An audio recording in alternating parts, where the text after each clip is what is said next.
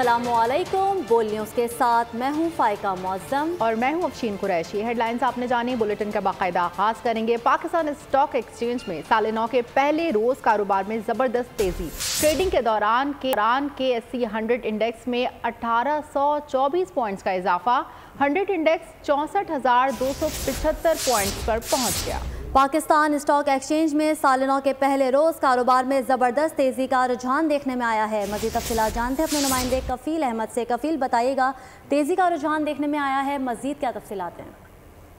देखिए, Pakistan stock market में आज कारोबार का पहला दिन और साल का पहला दिन है और ट्रेडिंग के आगाज से मार्केट में सेंटीमेंट खासा पॉजिटिव है। अगर हम बात कर लें मजबूत तौर पर 1800 से ज़ायद पॉइंट का इजाफा मार्केट में हुआ है और जिसके बाद 100 इंडेक्स जो है वो 62,000, 63,000, 64,000 की जो हद थी उसको बहाल रखने में जो है वो कामयाब रहा। और इस वक्त की बात कर लें तो 64,230 के लेवल में मार्केट जो है वो ट्रेड कर रही है। और अगर हम कंपनीज की बात कर लें तो आपको BPL और उसके अलावा दीगर कंपनीज जो ऑयल सेक्टर है उसमें खासी जो है वो तेजी देखी जा रही है कि भाई इस मार्केट में इजाफा देखा जा रहा है। और मार्जिन का ये ख्याल है कि आइंदा हफ्ते के अंदर एग्जीक्यूटिव बोर्ड का इजलास आएगा तो उसके बाद पाकिस्तान को जो रकम है वो मिल जाएगी और यही वजूहत है कि मार्केट में सेंटीमेंट है सारा पॉजिटिव। साल नौ का आगाज़ है और कारोबार में ज़बरदस्त तेज़ी देखने में आई है। कफ़ील अहमद हमें अपडेट कर रहे थे, आपका शुक्रिया। Goodbye 2023, welcome 2024। नए साल को दुनिया भर में ज़बरदस्त जोशो खरोश के साथ खुशामदीद कहा गया। न्यूजीलैंड में सबसे पहले नया साल शुरू हुआ। ऑकलैंड के स्काई टावर पर शानदार आतिशबाजी की गई। ऑस्ट्रेलिया में सिडनी हार्बर पर रिवायती रंगारंग आतिशबाजी से नए साल का इस्तकबाल किया गया। लंदन, पेरिस, टोक्यो और दुबई में भी नया साल रंगारंग अंदाज से मनाया गया। न्यूयॉर्क के टाइम्स स्क्वायर पर भी जश्न हुआ। दुनिया भर में साले नौ का जबरदस्त खैर मकदम। न्यूजीलैंड से शुरू होने वाला सफर अमेरिका पहुंचकर इख्तिताम पजीर। न्यूजीलैंड के शहर ऑकलैंड के स्काई टावर पर शानदार आतिशबाजी की गई। न्यूयॉर्क के टाइम्स स्क्वायर पर भी नए साल को रिवायती अंदाज में खुशामदीद कहा गया। बुर्ज खलीफा भी नए साल पर रंगों में नहा गया। ऑस्ट्रिया में सिडनी हार्बर पर रंगारंग आतिशबाजी से नए साल का इस्तकबाल किया गया। लंदन और पेरिस में भी नए साल का भरपूर जश्न मनाया गया। जापान और जनूबी कोरिया में भी नए साल को खुशामदीद कहा गया। नए साल पर ताइवान का ताइपे टावर रंगों और रोशनियों से मुनव्वर हो गया। हांगकांग की इमारतें नए साल की आमद पर रोशनियों से जगमगा उठी। बैंकॉक में भी दरिया किनारे रंगों और रोशनियों की बहार उमड़ आई। उम्मीदो अज़म की नई किरणें बिखेरता साल 2024 का सूरज तुलू हो गया। नए अहदाफ, नए ख्वाब, तामीर और तरक्की की दुआओं के साथ साल नौ का आगाज़। कभी खुशी कभी गम अपने दामन में समेटे 2023 खत्म हो गया। पाकिस्तान में अहले गजा से इजहार यकजहती के लिए साल नौ का इस्तकबाल सादगी से किया गया। अच्छा गया या बुरा, साल 2023 बीत गया। 2024 का आगाज। पाकिस्तान में नए साल का इस्तकबाल इंतहाई सादगी से किया गया। नेगरा वज़ीर आज़म अनवारुल हक काकड़ ने खुसूसी पैगाम में कहा था कि फ़लस्तीनियों से इजहार यकजहती के लिए साल नौ के आगाज पर सादगी को मलहूज़ खातिर रखा जाए। दुआ है नए साल का सूरज पाकिस्तान समेत पूरी दुनिया में खुशहाली और अमन का पैगाम लेकर आए। नेगरा वज़ीर आज़म ने मजलूम फ़लस्तीनियों के कत्लेआम पर शदीद अफसोस का इजहार किया। कहा, पाकिस्तान अहले गजा के लिए हर फोरम पर आवाज बुलंद करता रहेगा। नए साल की आमद पर कराची, लाहौर, इस्लामाबाद समेत तमाम छोटे बड़े शहरों में सिक्योरिटी के भी सख्त इंतजामात किए गए थे। पुलिस के दस्ते गश्त पर मामूर रहे। अच्छी और बुरी यादों के साथ साल 2023 गुजर गया। नए साल में शहरियों को मुस्बत तब्दीली की उम्मीद। लोगों ने इंतखाबात के बाद आने वाली हुकूमत से मुल्की मईशत में बेहतरी की उम्मीदें भी लगा ली। कहते हैं उम्मीद है नए साल में महंगाई और बेरोजगारी का भी खात्मा होगा। नए साल की हम सब को यही उम्मीद है अल्लाह ताला हमारे मुल्क की हिफाजत फरमाए। इंशाअल्लाह बहुत अच्छा होगा अगर सारी उम्मत, सारी कौम जो है जी आप सल्लम के नक्शे कदम पर चलने की कोशिश करे तो इंशाअल्लाह ये साल ये कोई ज़्यादा वो बाइद नहीं है, बहुत अच्छे साल गुजरेंगे इंशाअल्लाह। नए साल उम्मीद करते हैं इंशाल्लाह अच्छा रहेगा। बहरहाल महंगाई तो बहुत है और हुक्मरानों की तरफ से भी महंगाई है और उम्मीद करते हैं कि इस साल इंशाल्लाह कुछ चीज़ें सस्ती होंगी। खुदा के घर से उम्मीद है कि मेरा नया साल ये बहुत ही अच्छा रहेगा और बहुत सी बरक़ात वो मुझे देगा जो मैं उससे उम्मीद रखता हूँ क्योंकि वो सब के लिए रहमतुल आलमीन है।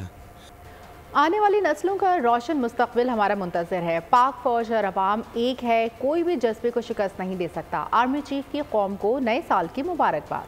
एक मुश्किल लेकिन अहम साल मुकम्मल हो गया। 2024 पाकिस्तान के लिए अंदरूनी और बैरूनी लिहाज से इंतहाई अहमियत का हामिल है।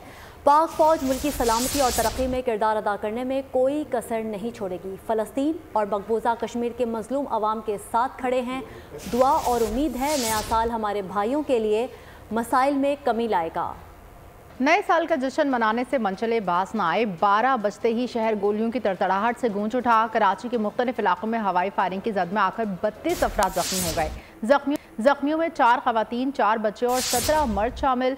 अब्बासी अस्पताल में 9, अस्पताल में 8 और 3 अफराद को सिविल अस्पताल मुंतकिल किया गया। पुलिस ने हवाई फायरिंग करने वाले 59 अफराद को धर लिया। मुल्ज़िमान के खिलाफ इक़दाम कत्ल के तहत मुकदमा दर्ज कर लिए। हैदराबाद में साल नौ की आमद पर पुलिस हवाई फायरिंग रोकने में नाकाम रही। 8 अफराद जख्मी। लतीफ़ाबाद, कासिमाबाद और दीगर इलाकों में हवाई फायरिंग। न्यू ईयर नाइट पर लाहौर में भी पुलिस का एक्शन। 125 अफराद गिरफ्तार कर लिए। नाजायज़ असलहे के खिलाफ क्रैकडाउन में 36 मुल्ज़िमान को धर लिया गया। 32 FIR कट गई।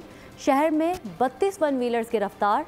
25 मुकदमात का इंदराज कर लिया गया। आतिशबाजी में मुलव्विस 8 मुल्ज़िमान गिरफ्तार के खिलाफ 7 मुकदमात दर्ज कर लिए गए। 2023 में पाकिस्तान में स्पोर्ट्स के हवाले से क्या क्या तब्दीलियां आई। पाकिस्तान ने 2008 के बाद 2023 में पहली मरतबा एशिया कप की मेज़बानी की। भारत में होने वाले वनडे वर्ल्ड कप में भी हिस्सा लिया। गुज़श्ता साल कौमी टीम ने 11 T20 इंटरनेशनल मैचेस खेले। पाकिस्तान की ख़वातीन की टीम ने 2023 में बैनुल-अक़वामी सतह पर शानदार परफॉर्मेंस का मुज़ाहरा किया।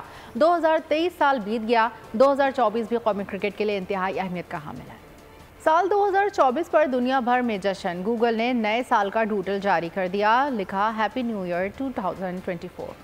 खबरों के सिलसिले को आगे बढ़ाते हैं। हुकूमत का पेट्रोल और डीजल की कीमतें बरकरार रखने का फैसला। वजारत ख़जाना ने नोटिफिकेशन जारी कर दिया जिसके मुताबिक पेट्रोल की फ़ी लीटर कीमत 267 रुपये 34 पैसे बरकरार रहेगी। हाई स्पीड डीजल की फ़ी लीटर कीमत 276 रुपये 21 पैसे पर बरकरार रहेगी। मज़ीद 15 जनवरी तक के लिए हैं। 16 जनवरी को दोबारा नज़रसानी शुदा कीमतों का ऐलान किया जाएगा। बात करेंगे आम इंतखाबात की, जिसमें कागजात नामजदगी मंजूर या मुस्तरद होने के खिलाफ अपीलें आज से दायर की जा रही हैं। उम्मीदवारों की कागजात नामजदगी से मुतालिक दरख्वास्तें दायर करने की मोहलत 3 जनवरी तक है। एपलेट ट्रिब्यूनल्स रिटर्निंग अफसरान के फैसलों के खिलाफ 10 जनवरी तक फैसला करने के पाबंद होंगे। अपीलों पर फैसले के बाद 11 जनवरी को उम्मीदवारों की नजरसानी फहरिस्त जारी की जाएगी। उम्मीदवार 12 जनवरी तक कागजात नामजदगी वापस ले सकेंगे। आम इंतखाबात जनरल नशिस्तों पर रिटर्निंग अफसरान के फैसलों के खिलाफ ट्रिब्यूनल ने काम का आगाज़ कर दिया है। फिरदौस शमीम नकवी की दरख्वास्त की समाअत से जस्टिस अरशद हुसैन ने इनकार कर दिया। इसी हवाले से बात करते हैं नुमाइंदा बोल न्यूज़ अब्दुल हसीब खान से। अब्दुल हसीब, बताइएगा।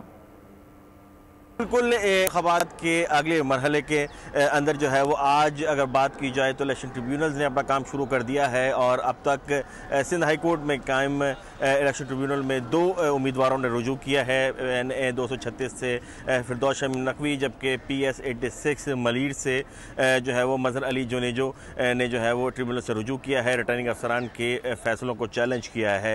बात की जाए तो दीगर उम्मीदवारों की तो मजमूई तौर पर 294 जो है वो उम्मीदवारान के कागजात नामजदगी मुस्तरद हुए थे कराची डिवीज़न के 7 अजला से, जिसके बाद ये मरहला जो है वो अपील का शुरू हुआ है और 3 जनवरी तक अपील जो है वो दायर कर सकते हैं तमाम तर उम्मीदवारान जो रिटर्निंग अफसरान के फैसलों से मुतमईन नहीं हैं। उसके बाद फिर ट्रिब्यूनल अपना काम करेगा और 10 जनवरी तक ट्रिब्यूनल जो है वो तमाम दरख्वास्तों पर अपना फैसला।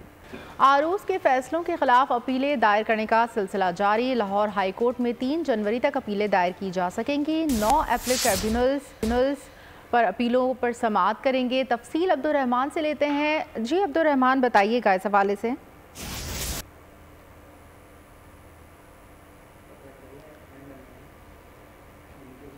आरोज के फैसलों के खिलाफ अपीलें दायर करने का सिलसिला जारी है। लाहौर हाई कोर्ट में 3 जनवरी तक अपीलें दायर की जा सकेंगी। 9 एपलेट ट्रिब्यूनल अपीलों पर समाअत करेंगे। मज़ीद तफसीलात जानते हैं बोल न्यूज़ के नुमाइंदे अब्दुल रहमान से। अब्दुल रहमान, बताइएगा। जी बिल्कुल, लाहौर हाई कोर्ट के 9 इलेक्शन एपलेट ट्रिब्यूनल जो हैं 3 जनवरी से कागजात नामजदगी मंजूर या मुस्तरद करने के खिलाफ दायर अपीलों की समाअत करेंगे, जबकि आज लाहौर हाई कोर्ट के इलेक्शन जो ट्रिब्यूनल के रूबरू मुतअद्दिद जो अपीलें हैं वो दायर होना शुरू हो चुकी हैं। नवाज शरीफ की NA 130 से कागजात की मंजूरी के खिलाफ इलेक्शन ट्रिब्यूनल में अपील दायर की गई, ताहम रजिस्ट्रार ट्रिब्यूनल ने अपील के हमरा रिटर्निंग अफसर का फैसला न होने पर इसे वापस कर दिया है। ये अपील पाकिस्तान अवामी महाज के सरबराह इश्तियाक चौधरी की जानिब से दायर की गई थी, जिसमें यह कहा गया था कि नवाज शरीफ को सुप्रीम कोर्ट ने ताहिया नाअहल करार दिया, जबकि नवाज शरीफ इलेक्शन लड़ने के अहल नहीं। रिटर्निंग अफसर ने हकायक के बरक्स नवाज शरीफ के कागजात नामजदगी मंजूर किए। जो ट्रिब्यूनल है वो नवाज शरीफ के कागजात नामजदगी मुस्तरद करके नाहल करार दे, जबकि इसी तरह इलेक्शन ट्रिब्यूनल के रूबरू NA 131 कसूर से रिटर्निंग अफसर का फैसला इलेक्शन ट्रिब्यूनल में चैलेंज कर दिया है। बैरिस्टर शाहिद मसूद ने बहुत शुक्रिया अब्दुर्रहमान। तहरीक इंसाफ का कागजात नामजदगी मुस्तरद करने के खिलाफ सुप्रीम कोर्ट से रुजू करने का ऐलान। बाबर अवान कहते हैं आइन किसी को भी इलेक्शन लड़ने से नहीं रोकता। 300 से ज़ायद कागजात नामजदगी मुस्तरद किए गए। इन हथकंडों के खिलाफ सुप्रीम कोर्ट जा रहे हैं। हर हाल में हर कीमत पर इलेक्शन लड़ेंगे, यही स्ट्रैटेजी थी। हर हल्के से अपना उम्मीदवार खड़ा किया जाए, उम्मीद है अदालत से इंसाफ मिलेगा। तहरीक इंसाफ हर सूरत इलेक्शन लड़ेगी, बायकॉट करके मैदान खाली नहीं छोड़ेंगे। चेयरमैन PTI बैरिस्टर गौहर का ऐलान। कहा उम्मीद है इलेक्शन ट्राइब्यूनल से इंसाफ मिल जाएगा। सुप्रीम कोर्ट आरोज को गैर जानिबदार रहने का हुक्म दिया। टिकट की तकसीम के मामले पर बानी PTI से अगले हफ्ते मुशावरत होगी। ताहयात नाअहल किए गए शख्स को ताहयात वज़ीर आज़म बनाने की कोशिश हो रही है। NA 122 लाहौर से बानी PTI के कागजात नामजदगी मुस्तरद करने का तहरीरी फैसला जारी कर दिया गया। फैसले में कहा गया नून लीग के मियां नसीर ने 3 एतराज़ात उठाए। बानी PTI के तजवीज़ कुनिंदा मुनीबुर रहमान का ताल्लुक हल्के से नहीं। एतराज़ कुनिंदा मियां नसीर अहमद का मज़कूरा हल्के से ताल्लुक है। फैसले में चीमा के ज़िमनी इंतखाबात में कागजात नामजदगी मुस्तरद होने के फैसले का हवाला दिया गया है। इस्लामाबाद के एडिशनल सेशन जज की जानिब से बानी PTI को सुनाई गई सज़ा का भी फैसले में तस्करा है। शिकायत कुनिंदा के एतराज़ात कानूनी हैं, इसलिए NA 122 से बानी PTI के कागजात नामजदगी मुस्तरद किए जाते हैं।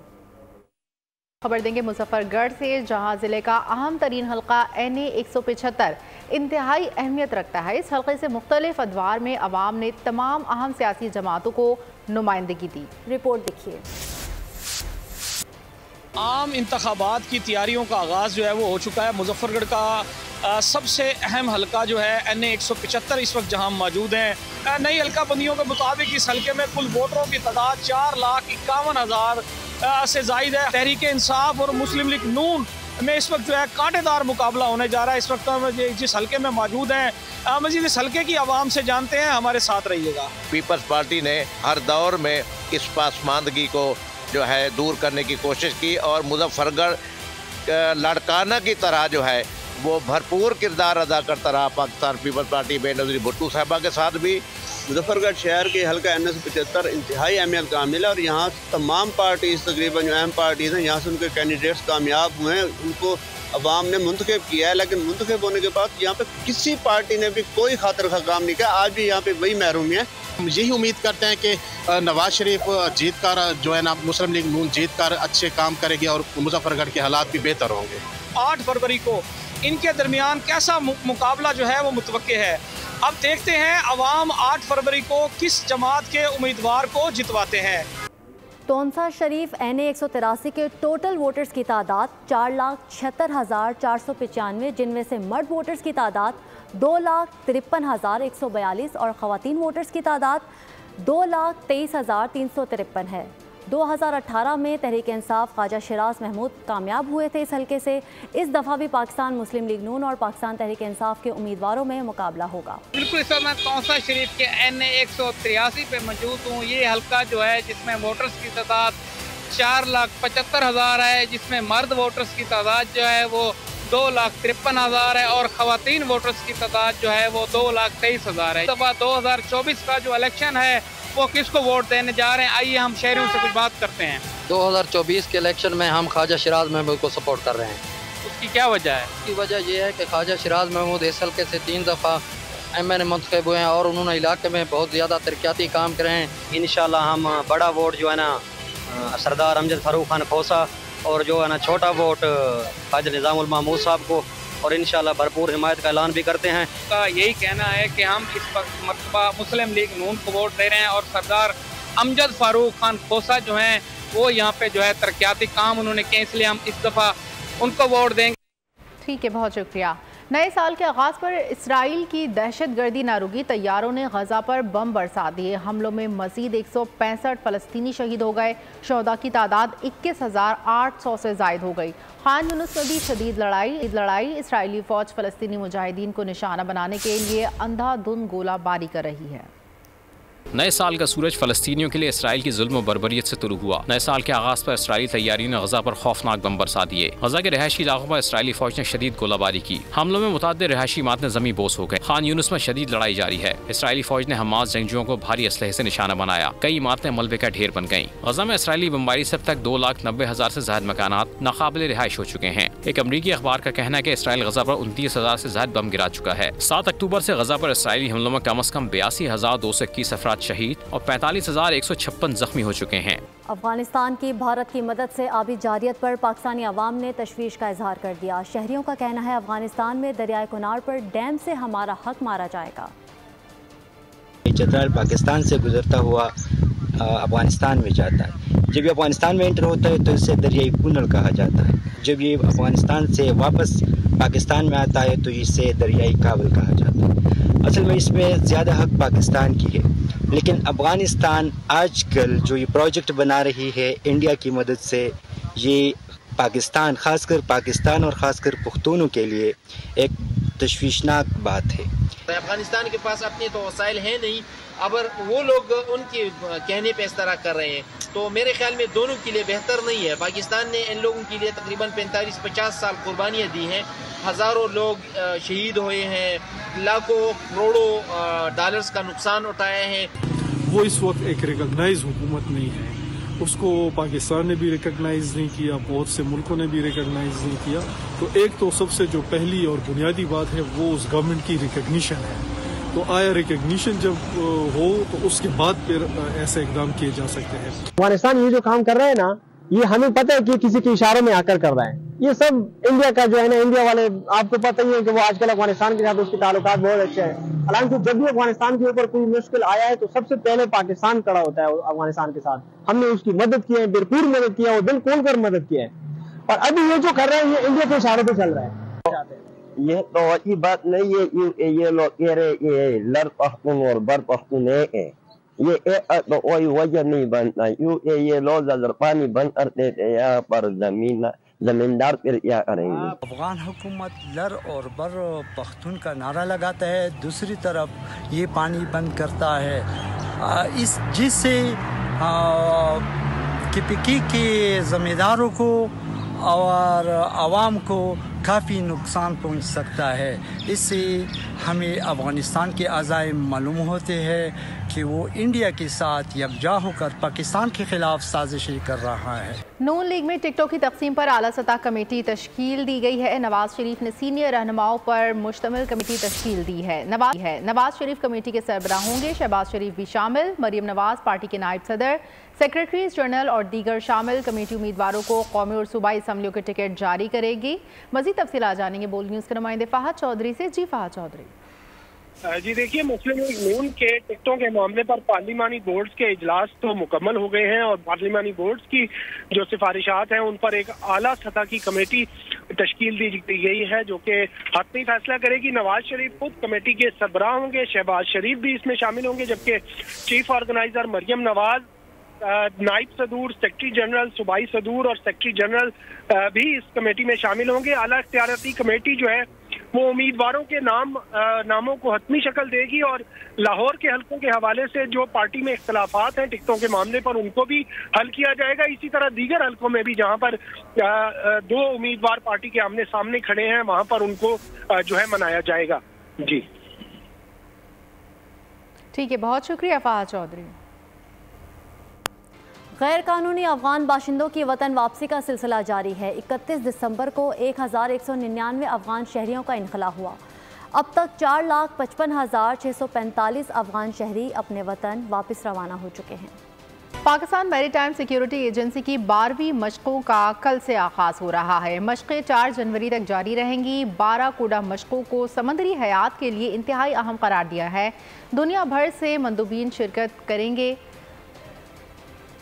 बाकायदगी से मुनक़िद की जाती है ताकि डिफरेंट यूनिट्स और इसके अलावा regional maritime rescue coordination centres उनके दरमियान कोऑर्डिनेशन और एफिशिएंसी बढ़ाई जा सके। बाराकूडा नौयत की इससे पहले 11 exercises already Pakistan maritime security agency conduct कर चुकी है और उस सिलसिले की इस साल हम 12वीं एक्सरसाइज कंडक्ट करने जा रहे हैं।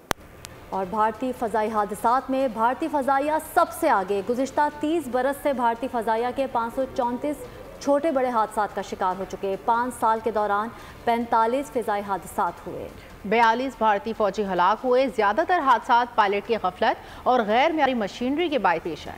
टैक्स रेवेन्यू और टैक्स गुजारों की तादाद बढ़ाने का मिशन। नॉन फाइलर्स की बिजली कनेक्शंस मुनक़ता, मोबाइल सिमें बंद की जाएंगी।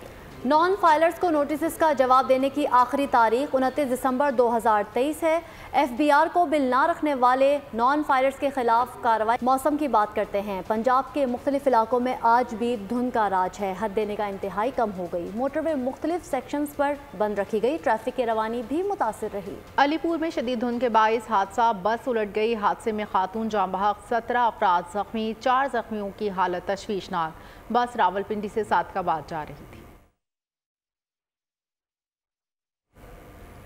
शदीद धुंध की वजह से अंदरूनी सिंध बिजली सप्लाई मअतल हो गई है। रात तकरीबन 2 बजे से सेप्को के ज़ेरे इंतज़ाम अजला में बिजली की सप्लाई मअतल है। मज़ीद क्या सूरत हाल है, ब्यूरो हेड सक्कर शाहिद अली से बात करते हैं। जी शाहिद। अंदरूनी सिंध शदीद धुंध ने कारोबार ज़िंदगी मअतल कर दिया है। सेप्को के ज़ेरे इंतज़ाम इलाकों में तकरीबन 400 से ज़ायद फीडर रात 1:45 बजे से ट्रिप कर चुके हैं। आधा दिन गुजर चुका है। अभी तक जो है वो मुख्तलिफ शहरों में दही इलाकों में बिजली की सप्लाई बहाल नहीं हो सकी है। इस वक्त भी सक्खर समेत रोड़ी, पनवाकिल, डहरकी, घोटकी, मेरपुर माथेलो, शिकारपुर, कंदकोट, कश्मोर में धुंध छाई हुई है। धुंध छाए होने की वजह से 132 kV की लाइनें ट्रिप कर गई हैं, जिसके बायस सेप्को के ज़ेरे इंतज़ाम इलाकों में तकरीबन 27 ग्रिड स्टेशन इस वक्त बंद हैं और अंदरूनी सिंध के आधे से ज़्यादा शहरों में इस वक्त बिजली की सप्लाई मुअत्तल है। महकमा सेप्को के हुक्काम का कहना है कि जैसे ही मरकज़ी सप्लाई बहाल होगी तो इन शहरों में तरतीबवार जो है वो बिजली की सप्लाई बहाल कर दी जाएगी। लेकिन फॉग जो है बहुत ज़्यादा है और फॉग बहुत ज़्यादा होने की वजह से 132 kV की लाइनें जो हैं ट्रिप कर रही हैं और इस वक्त जो है वो अंदरूनी सिंध तमाम जगहों पर जो है कारोबार ज़िंदगी अमली तौर पर मुअत्तल नज़र आ रहा है। जनरेटर चल रहे हैं, दुकानों के बाहर जनरेटर चल रहे हैं, लोग परेशान हैं। शाहिद अली आपका आगे बढ़ें, आपको बताएं सरकारी हज स्कीम के तहत स्पॉन्सरशिप स्कीम की 25,000 दरखास्तों में से दूसरी मरतबा तारीख की तौसी के बावजूद सिर्फ 3,340 हज दरखास्तें ही जमा हो सकें। 21,360 हज दरखास्तें अब भी कम हैं। रेगुलर स्कीम की कुरानंदाजी में नाकाम रहने वाले 5,633 दरखास्त गुजारों को स्पॉन्सरशिप कोटा में शामिल करके बाकी हज कोटा इससे पर मज़ीद बात कर लेते हैं बोल न्यूज़ के डिप्टी ब्यूरो चीफ अली शेर से। जी अली शेर। जी बिल्कुल, जो स्पॉन्सरशिप स्कीम है सरकारी स्कीम के तहत उसमें 25,000 दरखास्तें मांगी गई थी। उनमें से 3640 दरखास्तें जमा हो सकी हैं और दूसरी मरतबा ये तौसीक़ की गई थी 10-10 दिन की। तो अब भी 21,360 हज दरखास्तें कम हैं। ताहम जो रेगुलर स्कीम की कुरानंदाजी हुई थी उसमें जो लोग नाकाम हुए हैं कुरानंदाजी में 5633, उनके लिए खुशखबरी है कि उनको जो है वो जो स्पॉन्सरशिप स्कीम है उसमें डालकर उसी रेट के ऊपर जो है जो रेगुलर स्कीम का है यानी 10,65,000 और 10,75,000 उन्हीं पैकेज के अंदर जो है वो एडजस्ट करने की कोशिश की जा रही है। तो इस तरह जो है एक खुशखबरी है और एक अफसोस की बात है कि हज दरखास्तें जो है वो पूरी तरह से जमा नहीं हो सकती हैं। 15 ठीक है, बहुत शुक्रिया अली शेर।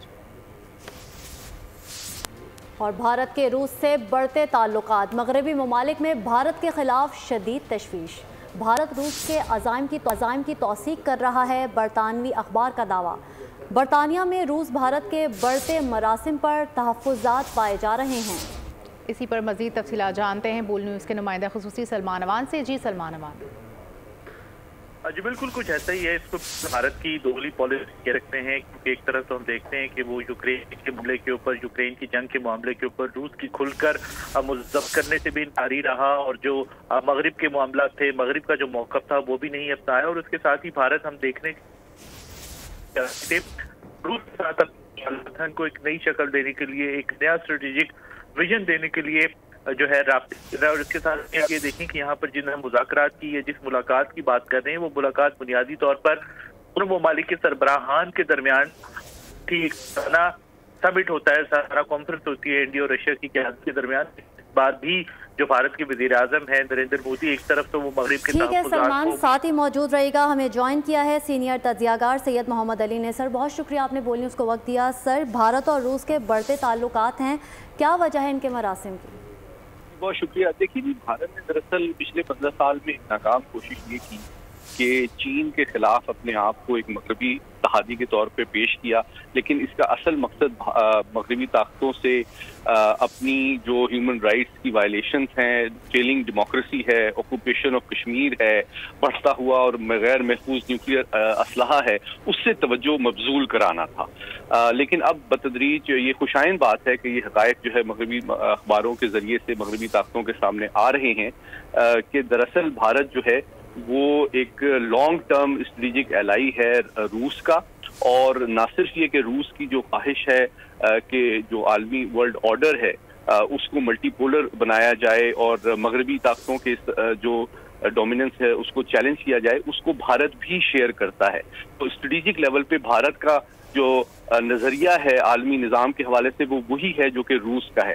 दूसरी बात यह कि दोनों ममालिक के दरमियान दिफाई ताउन, एटमी ताउन, मिसाइल प्रोडक्शन, हर जो हसास तरीन मामलात हैं उस पर बहुत ज़्यादा पैमाने पे जारी है। इस वक्त भारत में 22 न्यूक्लियर रिएक्टर्स जो काम कर रहे हैं वो सारे रशियन ओरिजिन के हैं।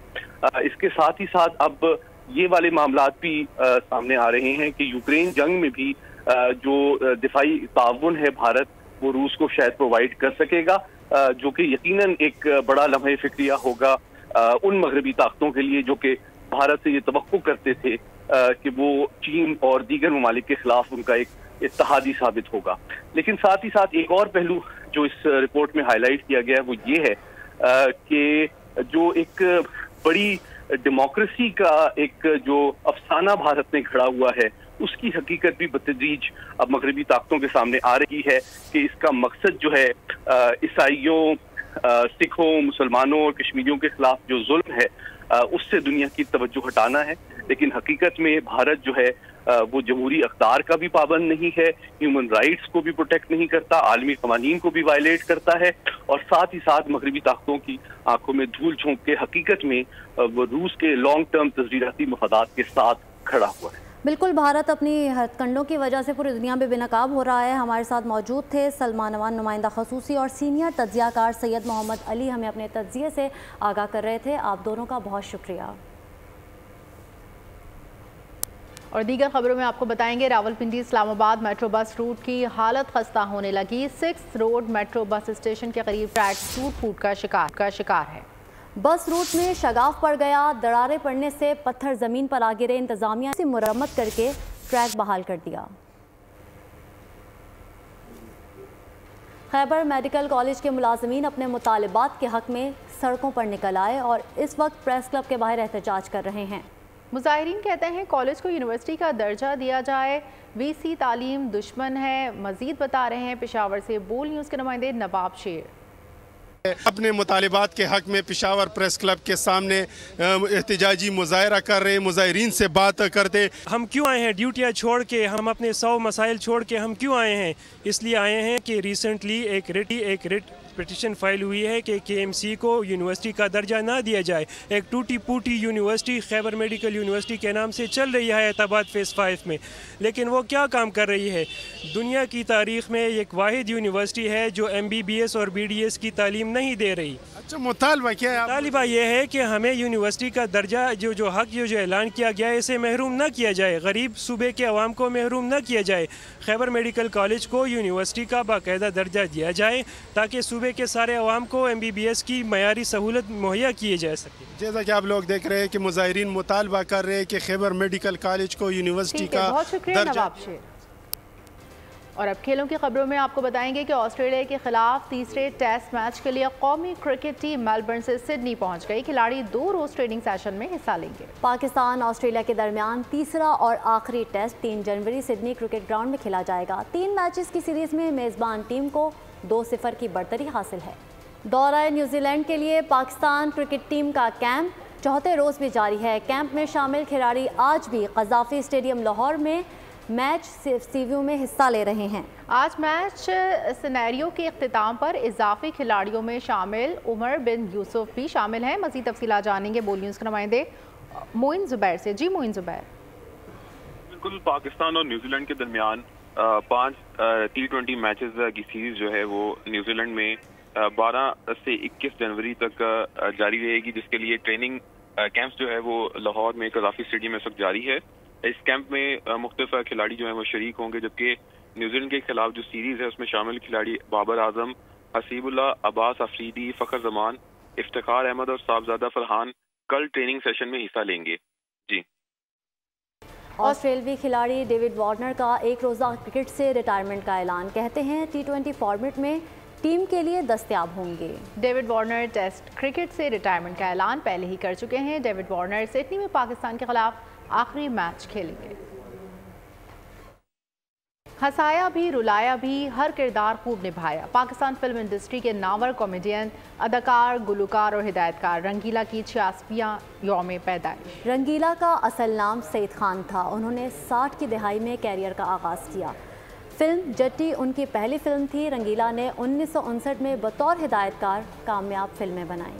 आम खबर आपको दें, जापान में 7.6 शिद्दत का ज़लज़ला। जापानी हुकाम ने सुनामी की वार्निंग जारी कर दी। शहरियों को साहिली इलाकों से दूर रहने की हिदायत की गई है। खबर आपको दे रहे हैं, जापान में 7.6 शिद्दत का ज़लज़ला आया है और खबर एजेंसी के मुताबिक जापानी हुकाम ने सुनामी की वार्निंग जारी कर दी है। शहरियों को साहिली इलाकों से दूर रहने की भी हिदायत की गई है। जापान में 7.6 शिद्दत का ज़लज़ला। खबर एजेंसी के मुताबिक जापानी हुकाम ने सुनामी की वार्निंग जारी कर दी है। शहरियों को साहिली इलाकों से दूर रहने की हिदायत भी की गई है। जापान में 7.6 शिद्दत का ज़लज़ला आया है। खबर एजेंसी के मुताबिक जापानी हुकाम ने सुनामी की वार्निंग भी जारी कर दी है। और न्यूज़ बुलेटिन से फिलहाल इतना ही। मज़ीद खबर और अपडेट्स के लिए आप विजिट कर सकते हैं हमारी वेबसाइट bolnews.com। देखते रहिए बोल।